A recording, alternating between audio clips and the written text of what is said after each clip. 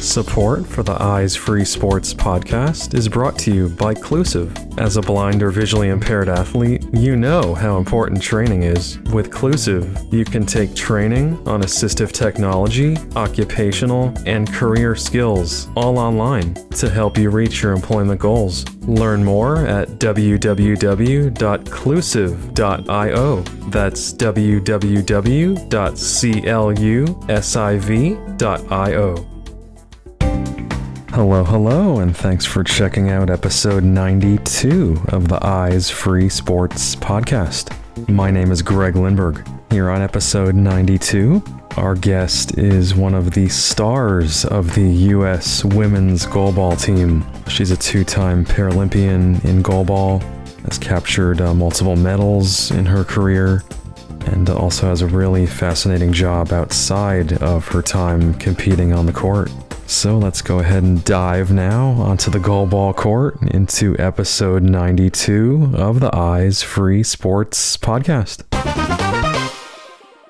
All right, so my guest here on this episode of Eyes Free Sports is Eliana Mason. And hey there, Eliana, welcome to Eyes Free Sports. Hi. Definitely really appreciate you taking the time to do this. Thank you. I did want to mention that you are a two-time Paralympian in goalball and just very well-rounded in your career outside of goalball. And so we certainly have a lot to dive into here, if you don't mind. Yeah. Cool. Alrighty. So just to kick things off here, is it Oregon that you're originally from? Yeah, originally from Portland, Oregon. Nice. And just talk to me about your early years. I understand you do have two brothers, right? Yeah, so I'm the middle child in between two brothers. So I always joke that's where so much of my competitive nature and love for sports kind of came from, being in the middle of them.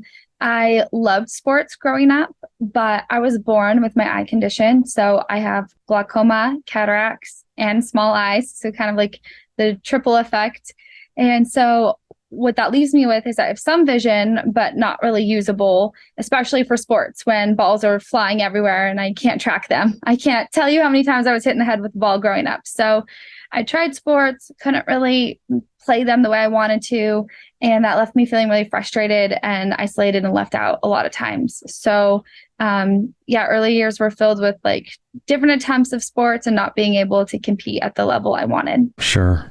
Understandable. So you did compete in quite a few mainstream sports as a child then? Yeah. One I really remember is soccer. I have a tunnel with my vision, so I can't see out of my peripheral vision. And then my acuity is 2300. So what you can see at 300 feet away, I have to be 20. For 20/20 vision. And so I'd be able to see the ball right when it was in front of me and then get kicked away. And I'd be so frustrated because then it would take me 5 more minutes just to track the ball down again, just to have it kicked away. Yep, I know the feeling for sure. And then so as far as your vision, has it changed at all or has it pretty much remained the same your whole life? I think around the same. I do think it's decreased. I didn't use a cane when I was growing up and I now use one. I don't know if I was just delusional when I was younger and didn't think I needed one. Or I think it's slightly gotten worse, but it's nothing. I think it's slowly over time decreasing. So it's not one moment, but I think just remembering being younger, I could maybe see things better than I do now. Sure. Yeah, I can also relate. Just not wanting to, use the cane, kind of self-identify, yes. Afraid of being made fun of, etc. So, all of the above. Exactly. Yep. So then brothers, any other family members that are visually impaired as well? No, I'm the lucky one. Yep. Understandable. It happens to the best of us, right? Yes. And then let's see. So as far as your education, so then were you pretty much mainstreamed in K through 12 school? I was. So mainstream all throughout K through 12. I was actually the youngest in my grade. Funny story, because my birthday is September 1st. And in Oregon, the cutoff to start school is September 2nd.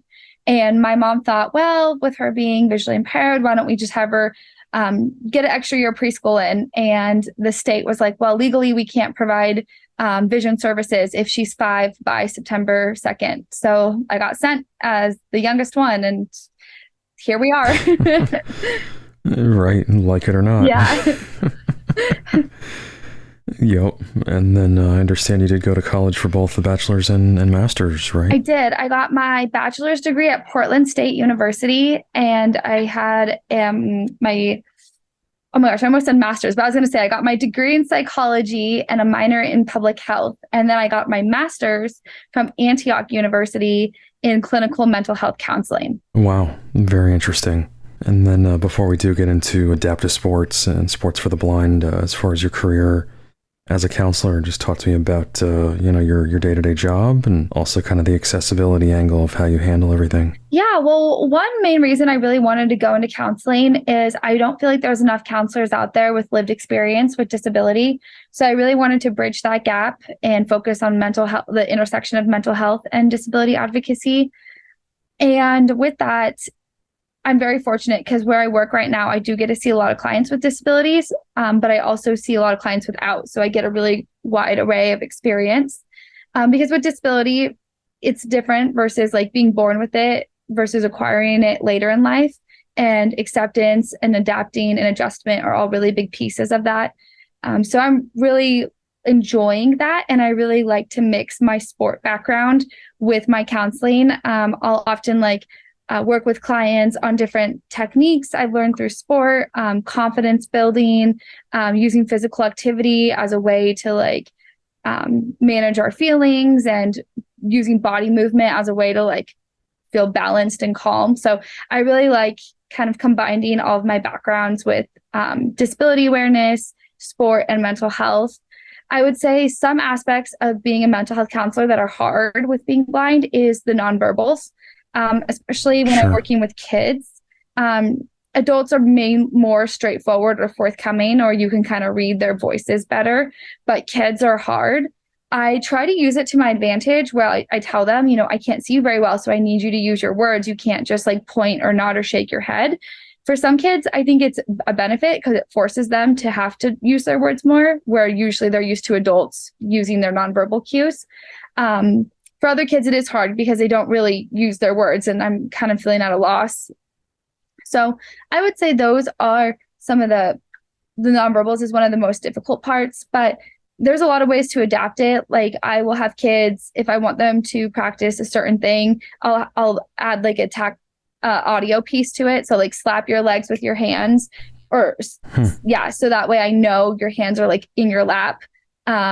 Or I will try to do games or things with them that are more audio or tactile rather than the visual stuff. Interesting. Wow. So you definitely have to be kind of creative and innovative, it sounds like. Yes, very creative. I actually, I have a few kids that really struggle with impulse control and focus and listening. So I brought my old Bop It in from forever ago, and I've been having them practice with a Bop It because I'm this takes focus, it takes impulse control, takes you listening. So just finding creative things to get them to work on those skills. Right.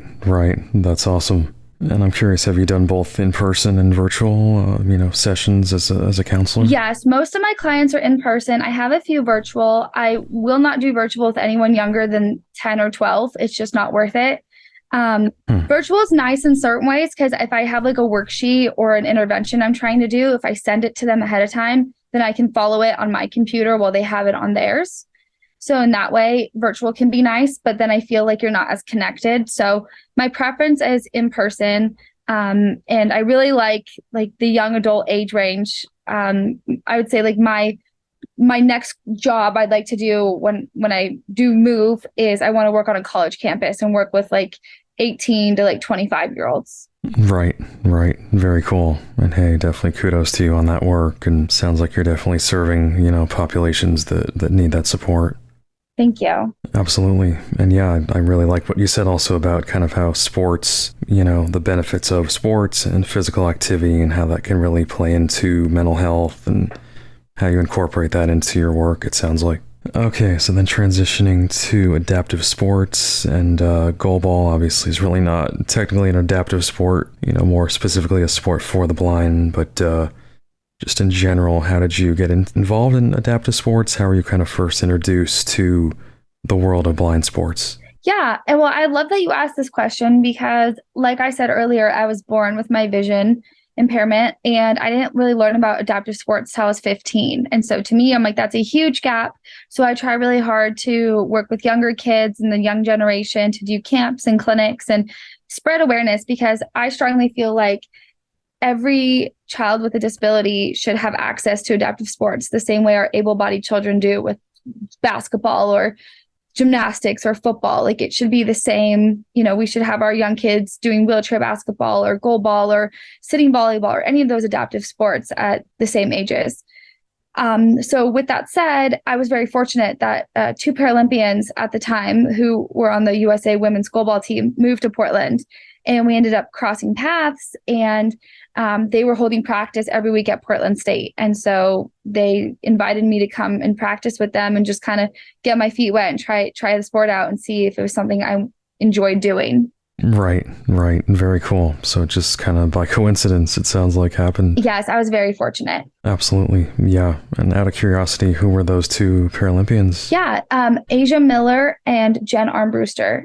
Jen Armbruster had moved there for a job she took at Portland State as the inclusive rec coordinator. So she was holding different inclusive sports at PSU. And so I was very fortunate to cross paths with them and start going to the practices and get to learn more about the game and getting trained by 2 of the best in the world at the time. Absolutely. Yeah. I did get a chance to interview Jen at one point, and obviously it's been around the game a long time, the game of goalball. Yes. So that's awesome. You got that connection. Yeah. When you, got out on the court and kind of got into playing goalball, trying it, were you pretty much hooked or? That's also kind of a funny story. So, after the whole soccer thing didn't work out, I tried like cheerleading and gymnastics, and I really loved kind of like doing like flips and cartwheels and handstands and all those things. And so I remember my first practice, we're on the court and I'm like trying to do handstands, and they're like, this is not how you do the game whatsoever. And at first I was like, what is this sport? Like, I'm getting pummeled with a 3-pound ball. Like, who in their right mind would want to play this? And I remember after my first practice, I was like, I don't think I like this sport. And my dad's like, you gave it one chance. Like, you have to give it a full chance. Because, they had me doing all these drills and I was just getting beat up when I was like, what is this sport? But I kept practicing, and then I got to go to my first competition. Jen helped take a team to youth nationals in Florida. And so I got to actually compete. And it was just, I was hooked after my first competition, like getting to be out there and compete and be a part of the goalball community, see other people going through what I was going through, having role models, building up my skills, realizing that I could be the best that I wanted to be at the sport without my vision being a barrier. Like, my ability was going to be reflected of how hard I worked and how hard I trained, and not because of something that was out of my control. And like, when all that kind of clicked, I was just goalball obsessed, because with being blind, life is more difficult, and you have to usually compensate or adapt or work through, or there's always something, right? Like, you can still be independent, but it's going to look different. But when you put on those eye shades, no matter what your level of vision loss is, or even if you're fully sighted and you put those on, like, it's equal. And so to me, that was so empowering. Like, vision was just completely eliminated. And for the first time in my life, I wasn't trying to work around anything, and I could just focus on being me. Right. Very well said. Great perspective. I appreciate that. And so before we get into your goalball career, just talk to us about what would you say it takes to be a successful goalball athlete? What kind of training do you need to do? What kind of mental focus do you need to have to really succeed at the game? Yeah, well, I think in terms of just being a successful athlete in general, it takes a lot of hard work. It takes a lot of failure. It takes a lot of repetition, and you really just got to stick with it. Like, it's really hard to train on your worst days, and so it's just realizing all the work that goes into it. We have on-court practice, we have strength and conditioning, we have a team dietitian, sports psychology, an athletic trainer. We do all different types of workouts, weightlifting, body weight, tire flips, med ball throws. So circuit training, Tabata, like anything you can kind of think of, we've thrown in, and we have different cycles of training that we go through. So I don't know. I don't want to give like the most generic answer, but really just it takes a ton of hard work. In terms of goalball specific, we do have lower scoring games generally. Like it's not like a basketball or something like that. So Sure. you don't really have room for error. Some of our games, like one of our games that we won in Tokyo was like 4-3. Another one was like 6-4. We went into triple overtime in one of our games. So like they're really close. And so I kind of came up with this acronym that I said to myself in Tokyo that I still use. And I say CIA, and it stands for confident, intentional, and aggressive. And I told myself if I can keep those three things throughout the whole game, like that's what I need to be successful. You have to play with confidence. Like you can't play with fear. You have to be intentional. Like you can't just kind of like go through the motions. Like everything needs to be purposeful, and you need to be aggressive. Like goalball is an aggressive sport. You're exploding out to the ball, you're popping up, and then you're throwing it back across the court as hard as you can. Like every rep is your max percent. So if you can stay aggressive, if you can stay intentional and focused, and if you can stay confident, then you have kind of that recipe to be successful on the court. Right. Absolutely. Absolutely love that acronym as well. Really sums it up. Yeah. So then in terms of Team USA, obviously you've been a member of Team USA now for a number of years, competing on the U.S. women's goalball team. And just talk to me about kind of what it took to get to that point and how you actually reached that level. Yeah. So first was getting introduced to the sport, and then starting to play just, at practice, doing youth tournaments. One big thing for me was I made the Youth Worlds team in the summer of 2013. So getting noticed on the youth level, which got me noticed by the head coach on the adult level. Going to team training camps, that's your next step, is getting invited to a camp. And then we kind of have like smaller well, I skipped a piece. Let me back up. We have domestic tournaments throughout the year in places like Atlanta or Vancouver, Washington, or New Jersey. So you have to attend those tournaments. Like you have to show you're serious about the sport. And then that paired with training camps is kind of your first level. And then you get put into like the national team player pool, where you are part of like the team you're trying to make the team, you're working with the nutritionist, you're in the drug testing pool, kind of that next step.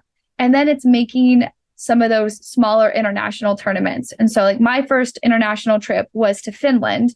I think I got about 2 minutes of playtime. I think I managed to let 2 goals in those 2 minutes. My legs were shaking. I remember feeling like I was jelly out there on the court, because it's a whole different game going from domestic play to international. You're out there wearing that jersey, playing a whole different country. And I just remember like just shaking. And I came back from that tournament more driven and like determined than ever, because I was like, whoa, I want to get good at this sport. Like, I don't want to just make a team. Like, I want to be on the team, like making moves. And so just continuing to train, show that you're committed. I actually picked my college for undergrad based off goalball, because PSU, Portland State, had a lot of aspects I wanted, but a big piece of it is we had practice every week. And I knew I wouldn't get that at probably a different college. And then I made the Rio 2016 team, and that was huge. And that was my first experience, like my first Paralympics, and that was incredible. But I wanted more. I wanted to be better. And so I graduated college in 2017.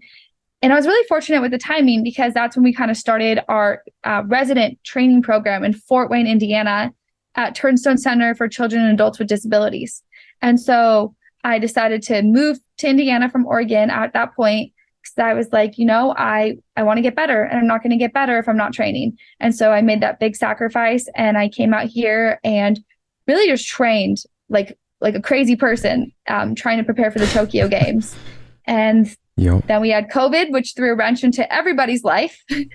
And so the games were postponed a year. So it gave us an extra year of training, which had some positives, but also a lot of negatives.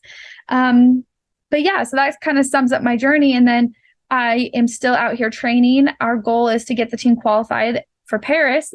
We have 2 more tournaments this year to do that, and then hopefully go to Paris next year. It's kind of my next like 12-month plan. Sure. And then a little more on Tokyo. So obviously you referenced COVID and just kind of how that delayed the games by a year. And thinking back just a few years, rewinding to that delay, when you got the news of the delay, how did you take that? How did you process that? And I'm curious, as a team, how did the ladies handle that delay and that change? It was really hard in a lot of ways. I'm trying to think about how to put this into words. It was hard because we think about like, if you have like one massive goal you're working towards, like I tell people, like think about like high school or college, you have 4 years, and then like theoretically, I know everyone has different paths, but theoretically it's like 4 years and you like hit that huge milestone. And for us, like we plan each quad very specifically, and we want to be peaking at certain points. So we were in March, less than 6 months away from the Tokyo Paralympics when we got the news. And so to get extended out a whole nother year, we had teammates who were wanting to leave Indiana after the games to move to different places, maybe get married, start families, like plan stuff. Like for me personally, I put off my internships so I could do them after Tokyo because I didn't want to be training and doing a full-time internship. And then it got postponed. So guess who was training and doing a full-time internship? So it was really hard. But then in a way, I also felt a little bit guilty because I'm like, other people are having way worse things happen right now. And so I kind of had to use this counseling technique that I learned where you kind of hold space for both emotions. So often we say like, well, someone else has it worse, or but it could be worse, or like buts and ors are kind of really minimizing. They're minimizers. But if you use the word and, it allows you to hold space for both. So I'm really disappointed and frustrated. And I recognize that I have a lot of things to be thankful for, and other people have hard things they're dealing with. So learning to hold space for both, because it was really hard, but I also felt very fortunate in a lot of ways. And then to kind of answer your question about the team, we kind of just took a few months of just doing at-home training, everyone kind of just processing, kind of doing their in-bubble quarantining. And then I would say really like October, November of 2020 is when we kind of came back together and like, okay, we're less than a year out again. We're going to like pick this back up, and we're going to like train and like get right where we were to be peaking for the games. Right. I see. And was there any kind of concern about, they announced obviously it was going to be in 2021, which it ended up being. Was there any concern about that date even getting pushed further back, or? Not as much with that, because we felt like once it was announced again and once things were kind of moving forward, it did feel like it was solidly happening. I think our concern was we had to COVID test 72 hours and then 24 hours before we left. We had to test when we landed in the airport, and we had to test every single day. And so there was this constant fear of like, well, what if someone has a positive test? What if this person can't play? What if this person gives it to the rest of the team? What if like 3 of us can't play? What if we have a positive test before we get on the plane and now you can't go? So that was kind of the bigger fear of, is there going to be a risk of getting a positive test? We were all like back to very like quarantine, like 2 weeks before the games. Like no one was going out or going anywhere, just to really ensure minimizing risk as much as possible. Right. Gotcha. Definitely stressful, I'm sure, like you said, just kind of the uncertainty of it all, and the what ifs and everything going through your mind. Mm-hmm. And so I know the ladies, the team, the U.S. women's goalball team, you did get silver. Yes.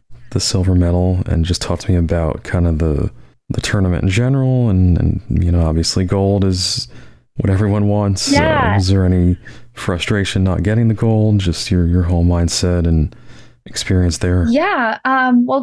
Tokyo was just a whirlwind, to say the least. It was incredible. There was a lot. So just for anyone who doesn't really know the setup for goalball at the Paralympics, there was 10 teams, 10 women's teams and 10 men's teams, and we're set into 2 brackets of 5. You do a round robin, and then the top 4 of each bracket plays the other 4, and then you go down to that's your quarterfinal. Then you have semis and finals. And so we came out in our bracket, and we ended up playing Russia. We came out second in our bracket, and we ended up playing RPC.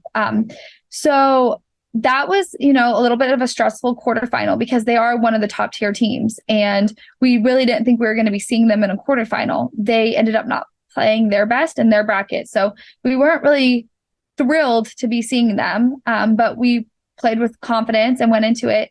And we ended up winning that game. And that game was actually on my 26th birthday. So I just remember, and our game wasn't until like 7 p.m. So everyone kept trying to be like, happy birthday, like do all these fun things. And I'm like, everyone, leave me alone. It's not my birthday. It's not any day. Like, I can't. And then after the game, then I was like, okay, I can have a birthday now. Like, we won. Right. I can breathe, because that game is so crucial. If you lose your quarterfinal, you're out. So like, that's kind of the pivotal point. You're either, if you win that game, you know you're playing for a medal. You just don't know which one. If you lose, you're out. So that was really stressful. And then we had our semifinal. And if we thought our quarterfinal was stressful, well, let us give you a more stressful semifinal. We were down 2-1 with like 13 seconds left, and my coach called the shot for my teammate Amanda. And I just remember telling her, I'm just like, give this shot everything you got. Like, we have literally nothing to lose. And she did. She nailed it, and right in the corner. And I was like in disbelief. Like when I heard, because in goalball, when you hear a double whistle, it means a goal. When I heard that double whistle, I just shocked, like utterly, like, oh my God, we are tied with like 5 seconds left. And then they threw it, we blocked it, and we went into overtime. And overtime is stressful of itself, but in a Paralympic semifinal match, it is like unreal. Like, I probably think I blacked out for most of it. Just remembering that game, I'm like, I really don't remember lots of it. I know we won, but when I watch the highlight reel, I still get stressed out, even though I know the outcome. And so we went into overtime. And so in goalball, you have 3-minute overtime, and then you have a halftime, and then 3 more minutes. Well, both teams played superb defense, and we were both tied at the end of that. And so then you go into what we call a shootout, and it's 1-on-1, and you go down the entire line of players. So the 6 players on a team, you go against every single player. And so we went down our line, and I was number 5 on our shootout order. So when I went in, we were tied again. We'd had players scored, we'd had players get block it, we've had player get scored on. So we were tied when I went in, and I made my shot, and then I went to block my shot, but it got thrown out. So that was, nice. I ended up walking away +1. So we were up 1, and we had our last player go in, and she hadn't played that whole game. And so, I'm sure I can't even just imagine what she was going through. And all she had to do was make the block. And so she goes in, and I just remember we're all standing on the bench. Every single person, we're like holding hands, like sweating, like at this point, it's just like we're in disbelief. And I just remember that the Brazil team threw the ball, and I heard her stop it. And then it was like silent. And then the ref blew the whistle, and we just charged the court. Like, I can't describe the exhilaration that we had in that moment. It was the most incredible, like, comeback, overtime, team win. Like, every single person played their role. It was just incredible. Wow. Amazing. And just like you said, the amount of time that went on with that game and how long it went. And Yes. So then, kind of to answer the last part of your question, it's really hard going from the highest high to kind of feeling like the lowest low within 24 hours. So like, we were riding a high. We came out of our pool doing well. We won our quarterfinal. We won our semifinal. Like, we were just like on top of the world. And then we played our final, and we ended up losing that game. We didn't have our strongest game. And it was hard going from feeling like invincible to just so defeated within 24 hours. It took me a long time to kind of reconcile all of those feelings. And, sometimes people say like, oh, you lose a silver. Well, I after that experience will say, no, we won our silver in our semifinal. We may have lost the gold game, but we won the silver in the semi. And so kind of like changing that mindset and reframing it, like, no, you have to win that semi to get that silver. Like, you may end the tournament on a loss, but you had to like fight to get into that gold medal game. So yeah, it's really hard to kind of balance those feelings. Like, I'm so proud of us for this silver, and I'm also so devastated we fell short of the gold. And that was hard. And my boyfriend plays on the men's team, and they came in 4th, which I think is hard in a whole other set of ways. You're so close to a medal, and it fell through your fingers. And so I just remember, like, after our finals, we're both kind of sitting there a little bit miserable. And I'm upset and he's upset. And he's just like, you at least are walking away with a medal. So I think it was hard for him to kind of have that like empathy of like, you have a medal. Why are you upset? And so that was a little bit difficult to navigate too. Right, right. That is really interesting because when you think of, other sports that don't involve medals and whatnot, it's a win or loss, whereas the Olympics, the Paralympics, there are, obviously gold, silver, bronze, which are nice to get for sure. But at the same time, it's, tough if you don't actually get the gold. But then again, like you said, all the hard work that goes into getting that medal in the first place is something you can't forget either. Yeah. So any other moments, any other highlights? I know you referenced that one amazing, comeback, that one match, but any other highlights or moments in your career that you'd like to mention? Yeah, another highlight was actually 4 years ago in 2019. So we hosted the qualifier in Fort Wayne, Indiana. Turnstone actually hosted it. And that was so cool to be host country. And we needed to qualify. At this point, we weren't qualified for Tokyo. And so we had to come out first or second at that tournament to secure our slot for Tokyo. So we were playing Israel for our semifinal. And that was like one of the first bigger games I really kind of started coming into my spot as a more starting role on the team in 2019. And so this was one of my bigger tournaments to play in. And so this was one of like, this game was like a big deal for me. Not only was like it going to decide if we were going to secure our spot for Tokyo, but it was my first chance like really starting in a semifinal at a big tournament. And so I just remember winning that game, and we were the host country. So it was like at our facility, and having my parents were in town. They came out from Oregon for it. My boyfriend was there watching. His parents were in town. So much of our friends in Indiana and like supporters were there. And just to be there with my whole team, like to have so many people I like care about and love in one spot, like watching us qualify for Tokyo. And that was like my first kind of time really being a part of the team to qualify. I don't want to say I wasn't part of the team that qualified for Rio, but I had a different role. Like everyone on the team is equally important, but my role in 2020, the 2016 quad was kind of like, I was still getting my feet under me. I was learning my role on the team, where this one I was in a different aspect of my career. And so just having that moment was incredible. And I just remember the whistle was blown. They said game. We realized we were going to Tokyo, and I just started crying. Like I was so happy. I literally just stood there and started crying. And I was like, we're going to Tokyo. Like I was like lost for words. So that was really another big moment that I'll never forget with my team. Nice. That's amazing. And like you said, just having family there and your boyfriend and his family and the supporters observing, you can't beat that. You really That's can't. awesome. It was incredible. So I know you have obviously competed in goalball around the world, and I'm curious, any favorite places that you've gotten to visit that have stood out to you? Yeah, well, it's hard. Sometimes we get in, we get out.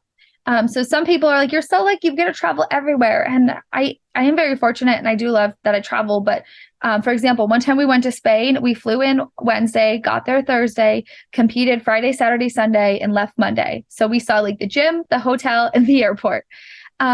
True. But sometimes like we've gone to Sweden, I've been there like 7 times. And so I feel like really familiar with Sweden, and sometimes we extend our trip. And for that one in particular, we actually fly into Denmark. And so that's really cool. Like we got to travel all around Denmark. One time we saw a ton of cool castles, a lot of landmarks. We went to an amusement park.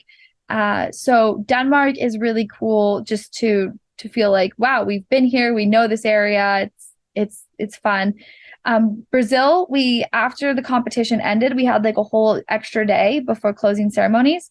So we went to do the Sugarloaf mountain. We rode the cable cars up the mountain, and we went to Copacabana, and that was like right after our team won a bronze medal. So that was really a special moment. And then in Peru, it was another special moment. So my birthday sometimes always falls during those tournaments when they're like end of August, early September. So I actually had a birthday when we were in Peru. And so I'm sure my team is sick of celebrating my birthdays. So they're like, we're done with you. But Right. It was really fun to be in Peru for my birthday. We went down to Miraflores and had a really nice meal. And it was right after we'd won a silver medal at at that event. So it's just been really cool to see so many different parts of the world. I would say a disappointment I have is because we were in Tokyo during COVID still, we were joking we were like in a like a luxury minimum security prison because we couldn't go anywhere except the village and the venue. And they would like make sure they'd count us getting on and off the bus. And the dining hall had like plexiglass between every seat to like minimize germs. And so we couldn't really go anywhere. So every day we'd drive to our venue, we'd see Tokyo Disney, and we'd always be like, hi Disney, bye Disney. So like that was kind of disappointing that we couldn't really see much more of Tokyo just because of the circumstances. Right. So true. Yep. So I know that you are currently training at Turnstone, the Turnstone Center, like you said, in Fort Wayne, Indiana. Yes. And I'm really curious about that facility, just what I know they offer programs for both kids and adults with all disabilities, right? Yes, Turnstone is amazing. And, kind of circling back, that's why I'm working as a mental health counselor. So it worked out great that I was able to do my final internship there last year. And then they actually offered me the position to stay on. And so that's where it's great, where I get to work with the population I want, but also I just treat anybody who wants to come to Turnstone for counseling. But Turnstone has it all. We have a fitness center and an aquatic pool where they do aquatic therapy.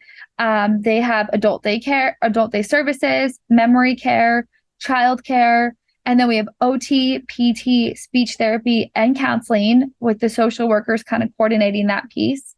And then they have like kind of the administrative side, the fundraising side, partnerships. They have a few big fundraisers. And then because they're our training site, they're now considered a Olympic and Paralympic training site because of goalball. So there's just a lot of different aspects Turnstone meets. Oh, and they have like a sports and rec side where they have like a wheelchair basketball team, and they'll host power soccer, and they just hosted the Endeavor Games 2 weekends ago. So Turnstone really does it all. Yeah, that's amazing. It's so cool. You get to work at that facility, and I'm sure get to interact with such a variety of individuals. Yeah, it's really such a privilege. Absolutely. Yeah. And then so as far as kind of the goalball training side of things there, just talk to me about how that works. How often are the individuals, the competitors training? What's involved in that? Yeah. So we have a whole gym at Turnstone we call it the goalball gym. There's a court down 24/7 with nets and everything, which is so nice. Because I think something people don't always realize with our sport is it's not like you can just go to the gym like basketball and pick up a ball, or like football, just go outside and throw it. Like our sport, the court is stringed with tape over it. So it has to be put down. And then the goals are a huge pain to set up. So it's not like, oh, let me just go to the gym, set up a court real quick and play. Like it's a undertaking to set up. So we're really thankful that we have 24/7 access to the gym. And then in our goalball area, we also have a whole weight room with like 4 or 5 complete squat racks with all the weights you can imagine. And then we have like all the extra stuff I was talking about, like sleds and tires and battle ropes and all of that. So, and then the way it's set up is they have training cycles. And so across the street from Turnstone, USABA, the United States Association of Blind Athletes, they are our NGB, which is our national governing body. Lots of acronyms out there, but essentially, so they're kind of our bridge between the sport and the USOPC, which is United States Olympic and Paralympic Training Site. So basically, USABA bridges goalball, USA goalball with Team USA. And so with that, they helped put up 2 houses across the street from Turnstone. They have a men's house and a women's house. So athletes can come in for a month, 3 months, 10 weeks, whatever the cycle is, and they can live out across from the training center and kind of like community living, and then train, live there for free, train, and then go back home and then come back out. Some people have made Fort Wayne their home, and so they have houses here. I personally have an apartment with my boyfriend, 10 minutes walking from the training center. So just gives us more like freedom and independence. And, we decided to stay here longer term. But if you're going to come out just for like a training cycle, then those houses are really great to utilize. Sure. Wow. That's really fascinating. It sounds like quite a facility. And like you said, 24/7 access to that gym.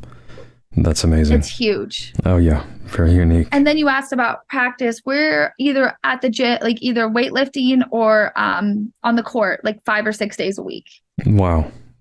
So it literally is almost a daily thing, daily commitment. It is. I joke that I have like two almost full-time jobs because we train every day and then I'm working. So I work out or practice in the morning and then I work until about 7. So it's like I work out and then I work. So aside from goalball, have you gotten to try any other adaptive sports? And are there others that maybe you have not tried but would like to? I've tried other sports. I don't necessarily know if they're considered adaptive, like skiing. I love skiing. So I have like a guide down the mountain. I know skiing's in the Paralympics for all different types of disabilities. I have tried blind soccer. I don't think I fully understand all the rules, but I think it'd be fun to learn more about. I went to a sports camp when I was younger where I got to experiment with a bunch of sports. So I've tried judo. I've done rock climbing before. I love rock climbing. I'm trying to think of some of the other adaptive sports aren't really blind friendly, like sitting volleyball or wheelchair basketball. Those wouldn't really make the most sense for me to try. But I've done track and field when I was younger. I liked it. I didn't love it. And I'm not really a swimmer. And I've done tandem biking. So that's kind of like, I've dabbled in a lot of sports. Being in Oregon, I grew up like hiking, boating, going, being outside. So the Pacific Northwest has a lot of opportunity for outdoor stuff. Right. Absolutely. Very cool. In terms of USABA, the United States Association of Blind Athletes, so I understand is it a sport ambassador? So I have a couple roles. I am a sport ambassador, so I help promote the sport, do education and awareness, run clinics. I was actually just in LA this weekend with another teammate, actually with Asia Miller, who I mentioned earlier. We were helping coach a goalball clinic out for Angel City Sports in Los Angeles at USC. So that was really cool. I've also helped out a lot with NWABA, which is Northwest Association of Blind Athletes. They're like right in my backyard, and they helped me in my early days of goalball because right when I was starting with the sport was when they were starting to grow as an agency. So I helped them run camps and clinics and give back to all their athletes. So I am a sport ambassador on one level, just what it sounds like, repping the sport. But I also am on the AAC, which is Athlete Advisory Committee rep. So every sport has an athlete who sits on the Team USA AAC. So every sport can be represented at like monthly meetings, and we have conferences. And so because of that, I actually sit on our USABA board of directors in the AAC athlete board member role. Lots of acronyms. Right.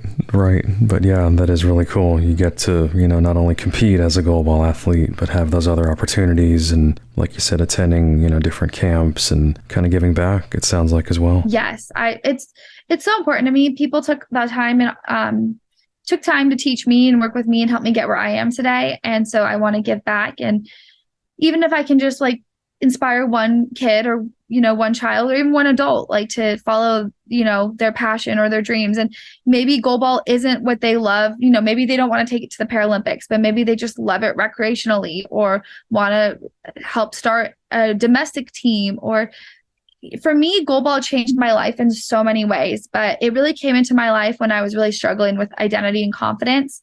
And it helped me kind of figure out who I am and learn to be confident with who I am. And instead of being like embarrassed or trying to hide my blindness, like embrace it and not feel ashamed of it. So, it changed my life. So if I can help change someone else's life through sports and building their confidence and identity, I want to take every chance I can. Sure. Absolutely. I definitely appreciate your honesty and transparency there.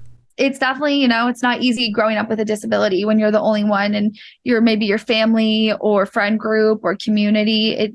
It can feel isolating at times. And you kind of learn, like society tells you, like, you don't want to be different. So you try to do your best to fit in, but fitting in means like not accepting like one whole part of yourself. So trying to like have those polarizing feelings and really figure out like who you are and like being confident with that and not letting social norms tell you anything otherwise. Right, exactly.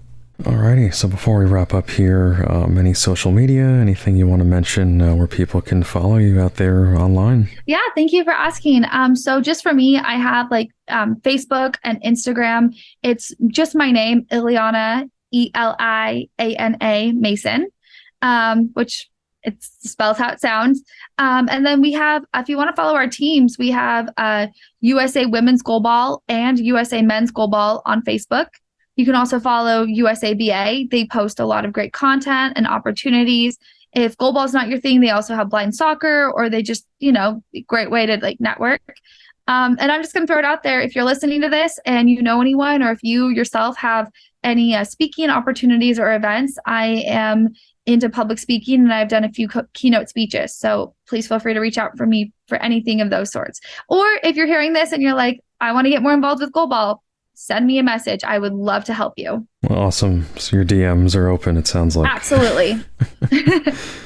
Very cool. And I'll definitely include all that info, the links in the show notes for everyone to have as well.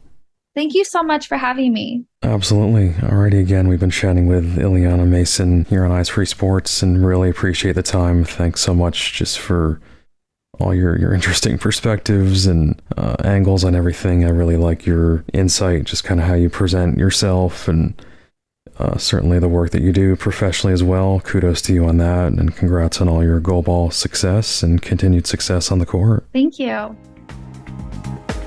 To hear more episodes of the Eyes Free Sports podcast and to subscribe, search for Eyes Free Sports on your favorite podcast platform or visit eyesfreesports.com. Be sure to follow the Eyes Free Sports podcast at facebook.com/eyesfreesports and on Twitter at Eyes Free Sports.